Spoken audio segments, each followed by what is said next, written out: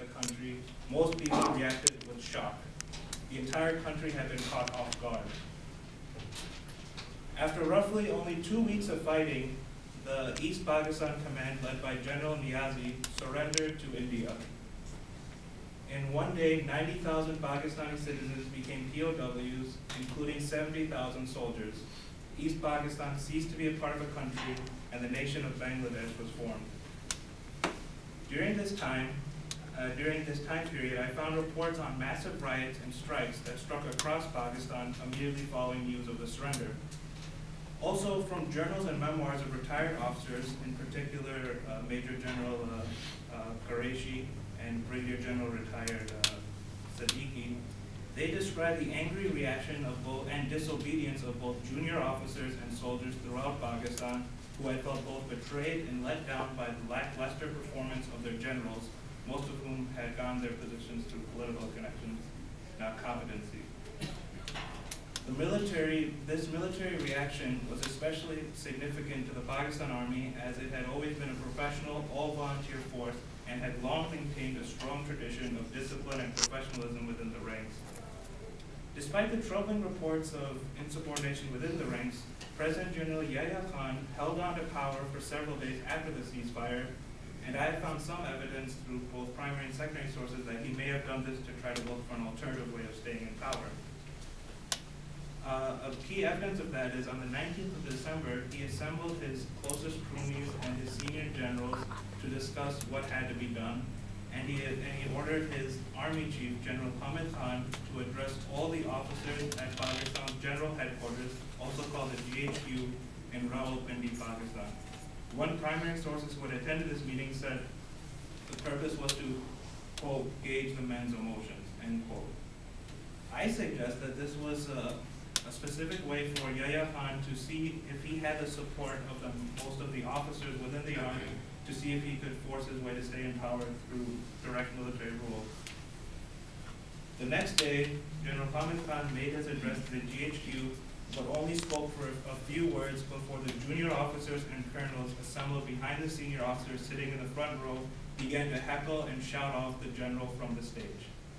This was an incredibly moving scene, as it left the senior officers sitting in the front row symbolically isolated from the rest of the officers. Most of the junior officers were chanting things like drunkards and bastards to the senior generals. I argue that this event marked the end of the military junta's legitimacy. Later that same day, Zulfikar Ali Bhutto, the head of the Pakistan People's Party and the winner of the last general election in West Pakistan, arrived to a hero's welcome in Rawalpindi after addressing the United Nations. He was immediately taken to see President General Yahya Khan at the Punjab House, and the president resigned and gave Zulfikar Bhutto the position of Chief Martial Law Administrator and President of Pakistan. The common narrative that I mentioned earlier typically says that this transfer was smooth and natural, as it was only a matter of time that the military had to give up power. But in my thesis, I try to show through both primary and secondary sources working together that the transition was not necessarily the only option or the best one or even smooth. There exist many alternatives that Yahya Khan could have approached, including announcing new parliamentary elections in 90 days and handing power over to a neutral interim government. It should be noted that Pakistan would actually do this later on in its history in the mid-1990s to resounding success. Instead, he gave total power to the military and the country to a civilian politician. I would like everybody to imagine that if a Democratic or Republican president had been given 3 to 4 months to implement whatever reforms or laws he or she wished without any checks. That is exactly what Bhutto was able to do from December 1971 to March 1972. In terms of the military-civil relationship, this caused a bit of a crisis. Never in Pakistan's history had a civilian held the post of Chief Martial Law Administrator. Both in 1958 and 1969, an active general had taken that position during martial law administration. When Bhutto took over, he could not take the post of Army Chief and gave it to his friend General Gul Hassan, who had a reputation for being a pure professional soldier. Yet both men's relationship quickly collapsed in the months following the transfer of power, as the two constantly clashed over who had authority to order specific military units or army-related orders.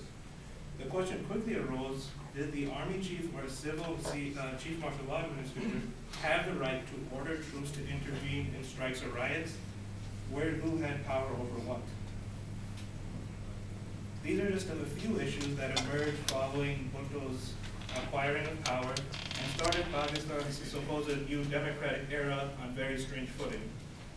The men to lead the country to a democratic path had dictator powers and used it to actively and politically push the military into a greater role. In contrast, the military had decided to remove the political officers, and in the following days after the end of the war had removed most of the military junta and most of the political generals. The military had decided that they wanted to go on a path of rededicating themselves to their primary objective of defending the nation of Pakistan and ensure that a disaster like 1971 never happened again. And that's just one episode that I discussed in my thesis.